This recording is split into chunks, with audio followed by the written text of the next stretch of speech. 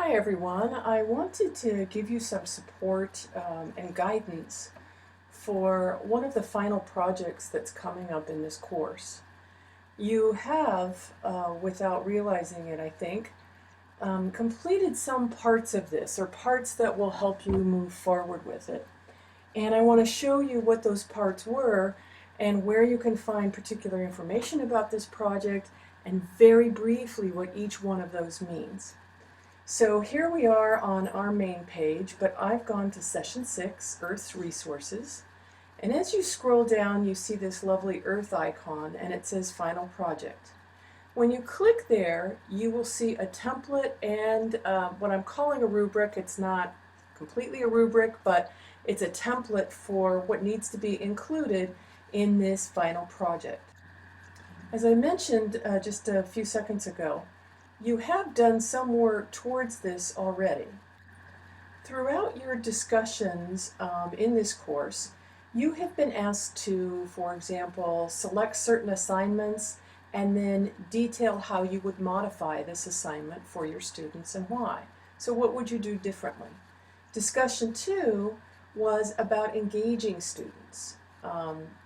This is how you will determine what they already know and how you really connect with them, but how you will engage them. And we're going to take a look at what we mean by that. Discussion 3 was about a lab and how you would provide supports for English language learners, visually impaired students, or an ASL or interpreter for support for deaf and hard of hearing students. Discussion 4 was how you would embed an activity into your classroom. Notice it says state your objective for the lesson as you would state it to the students, and what directions would you give your students. In science classes, one of the areas that is most challenging is ensuring that we are providing adequate directions.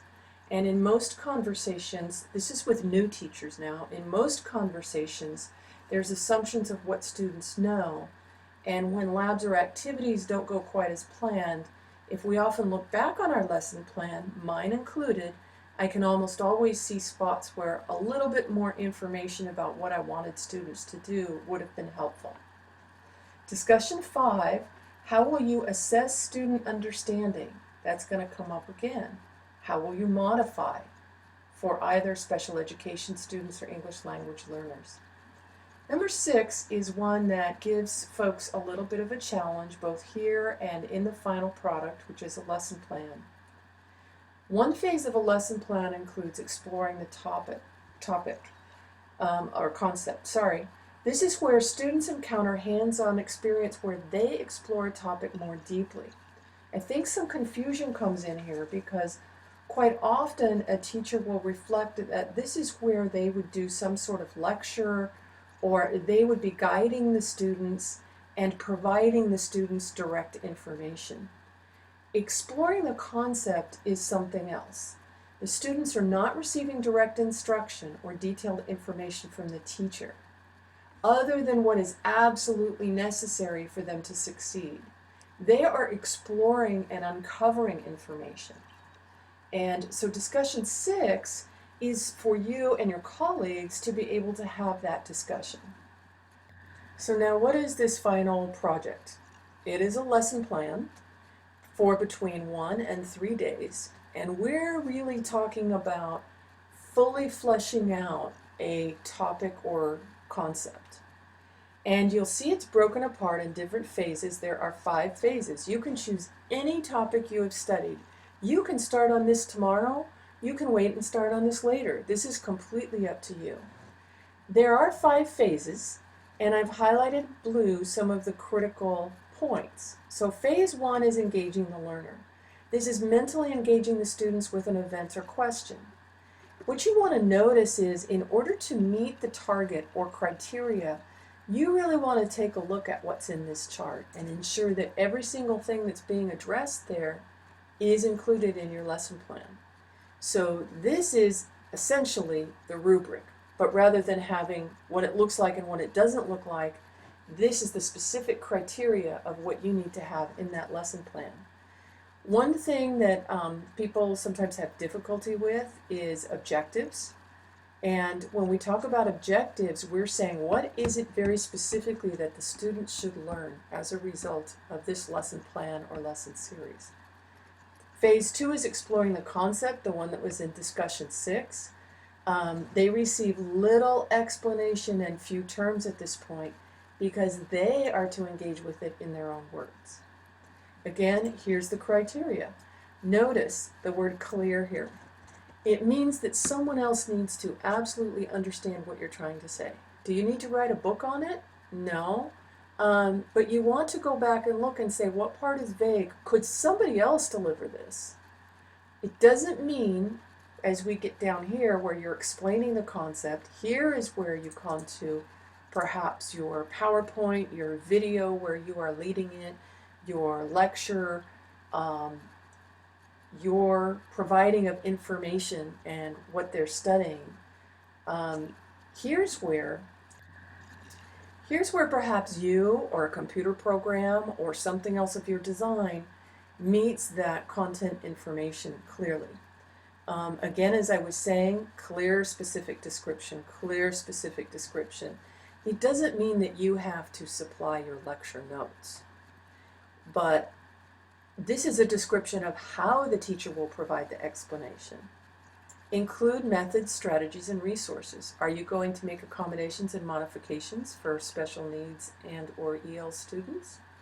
That's a part of your methods, strategies, or resources. Phase 4 is elaborate on the concept. This could be any number of things. This is where the students then delve in and apply it in different situations. This could be a lab, an activity, something where students are maybe working in groups or pairs, and they're taking what they originally learned, what their ideas were, information that you provided to them either directly or indirectly, and they're going to take it further. They're going to learn more about it. Phase 5 is evaluating the student's understanding of the concept. If you do a pre-assessment, and it's not required here, but if you say, I'm going to do a pre-assessment, one of the areas that teachers struggle with is that the pre-assessment needs to match the post-assessment very closely. So doing a multiple choice pre-assessment and an essay post-assessment, those are fine. You really can't compare that data though. It doesn't mean necessarily that this is your final test, although certainly it could be. But for example, if you say, I'm going to do this exit out strategy, what are the questions you're going to use to put on that? When you're done, you should have such a clear lesson plan. You could do this tomorrow without any questions unless you needed to get supplies. I mean, your lesson plan is done. So I hope this has been a little bit helpful. Please take the time to read this. What I find is sometimes items are missing, and people have just missed reading carefully. What these boxes are saying is, here's what you must have in your final lesson plan.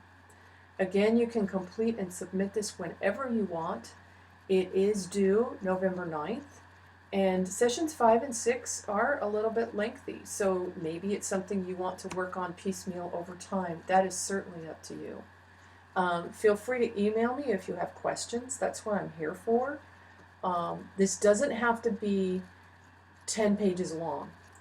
Each part is being clear and specific, and that doesn't necessarily mean long, but it means very direct to what you're going to do and how you're going to do it. So I hope this helps a little bit, and please let me know if you have questions.